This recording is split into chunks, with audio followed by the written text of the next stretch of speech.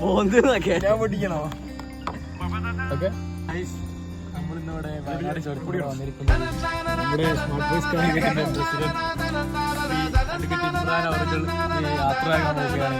അപ്പോൾ അതിന്റെ ഭാഗമായിട്ട് നമ്മൾ ഫ്രണ്ട്സ് കാലിക്കറ്റ് സ്മാർട്ട് വോയിസ് ഒരു ചെറിയ ഇവന്റാണ് ഇപ്പോൾ ഇവിടെ നടക്കുന്നത്. ഇവിടെ ആയിട്ട് ഒരു ചെറിയൊരു സെലിബ്രേഷനാണ് ഗൈസ്. എല്ലാ സ്നേഹികളെയും നമസ്കാരം. അപ്പൊ ഞാനിത് കൈമാറുകയാണ്.